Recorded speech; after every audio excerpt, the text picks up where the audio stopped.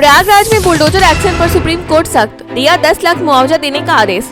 Supreme court ने 2021 में प्रयागराज में हुए बुलडोजर एक्शन को अवैध ठहराते हुए 5 याचिकाकर्ताओं को 10-10 लाख रुपए मुआवजा देने का आदेश दिया है। कोर्ट ने कहा कि 24 घंटे में मकान गिराना गलत था और विकास प्राधिकरण ने कानून की उचित प्रक्रिया का पालन नहीं किया। कहा कि इससे हमारी अंतरात्मा को झटका लगा है। न्यायालय ने आश्रय के अधिकार को संविधान के अनुच्छेद 21 का अभिन्न अंग बताते हुए विकास प्राधिकरण की कड़ी आलोचना की।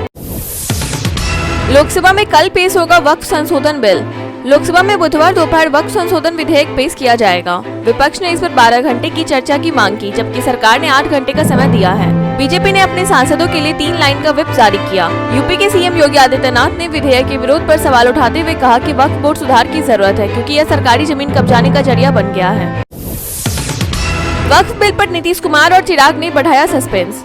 लोकसभा में बुधवार को वक्फ संशोधन बिल पेश होने से पहले सियासी सरगर्मी तेज हो गई है। विपक्ष इसे रोकने की रणनीति बना रहा है, जबकि सरकार को एनडीए के अलावा कुछ और दलों का समर्थन मिलने का भरोसा है। जेडीयू और एलजेपी आग ने अब तक रुख साफ नहीं किया, लेकिन विपक्ष पर भ्रम फैलाने का आरोप लगाया। जेडीयू एमएलसी गुलाम गौस ने बिल का विरोध करते हुए इसे वापस लेने की मांग की। योगी का बयान, केंद्र नेताओं संग कोई मतभेद नहीं। सीएम योगी आदित्यनाथ ने पीटीआई को दिए इंटरव्यू में स्पष्ट किया कि उनका केंद्रीय नेतृत्व के साथ कोई मतभेद नहीं है। उन्होंने कहा कि वह पार्टी के कारण इस पद पर है और मतभेद की बात ही निराधार है। टिकट बंटवारे पर योगी ने कहा कि यह फैसला संसदीय बोर्ड करता है, जहां सभी पर चर्चा होती है। लव जिहाद, अवैध मदरसों और सड़क पर नमाज जैसे मुद्दों पर भी उनका रुख साफ रहा है। हिंदुओं से सीखे अनुशासन, सड़क पर नमाज पढ़ने पर रोक के सवाल पर बोले सीएम योगी।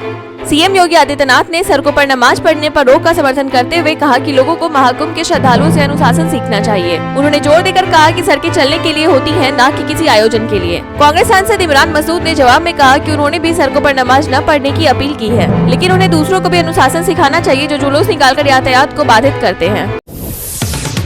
गुजरात के बनासकांठा में पटाखा फैक्ट्री में लगी भीषण आग, 17 की मौत। गुजरात के बनासकांठा जिले के डीसा जीआईडीसी में पटाखा गोदाम में भीषण आग लग गई, जिसमें 17 लोगों की दर्दनाक मौत हो गई। आग का कारण जल तापमान बॉयलर विस्फोट बताया जा रहा है। सूचना मिलते ही फायर ब्रिगेड की टीम ने मौके पर पहुंचकर आग पर काबू किया। हादसे में कई मजदूर घायल हुए हैं, जिन्हें इलाज के लिए अस्पताल में भर्ती कराया गया है। प्रधानमंत्री पद की दावेदारी पर सीएम योगी ने दिया बड़ा बयान, बोले मैं एक योगी हूँ।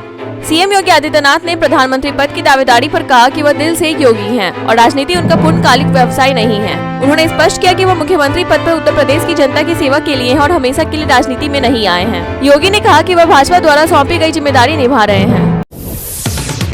कपिल मिश्रा को बड़ा झटका, दिल्ली दंगे में जाँच का आदेश। दिल्ली दंगे से जुड़े केस में राउस एवेन्यू कोर्ट ने कपिल मिश्रा के खिलाफ जांच का आदेश दिया है। 2020 में उत्तर पूर्वी दिल्ली में हुए सांप्रदायिक दंगे में उनकी भूमिका की जांच की मांग करते हुए दायर याचिका पर यह आदेश दिया गया। कपिल मिश्रा को इस मामले में अब जांच का सामना करना पड़ेगा। ट्रंप का बड़ा ऐलान, भारत चीन पर लगेगा रेसिप्रोकल टैक्स। अमेरिकी राष्ट्रपति डोनाल्ड ट्रंप ने भारत, चीन और मैक्सिको समेत कई देशों पर 2 अप्रैल से रेसिप्रोकल टैक्स लगाने की घोषणा की है। ट्रंप ने कहा कि यह असमानता खत्म करेगा और अमेरिका भी उतना ही टैक्स लगाएगा जितना उसके उत्पादों पर लगाया जाता है। उन्होंने दावा किया कि भारत अब अमेरिकी सामानों पर टैरिफ कम करेगा। ट्रंप ने टैरिफ नीति को संतुलित करने की बात कही, लेकिन यह कैसे होगा इस पर स्पष्टता नहीं दी।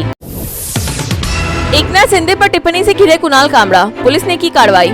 Stand up comedian Kunal Kamra Maharashtra के उप मुख्यमंत्री एकनाथ शिंदे पर कथित आपत्तिजनक टिप्पणी को लेकर विवादों में हैं। उनके खिलाफ शिकायत दर्ज होने के बाद मुंबई पुलिस ने उनसे पूछताछ के लिए सोमवार को उनके घर पहुंची, लेकिन वह वहां नहीं मिले। कामरा ने सोशल मीडिया पर पोस्ट कर पुलिस की कार्रवाई पर तंज कसा और लिखा, एक कलाकार की लोकतांत्रिक तरीके से हत्या कैसे की जाए।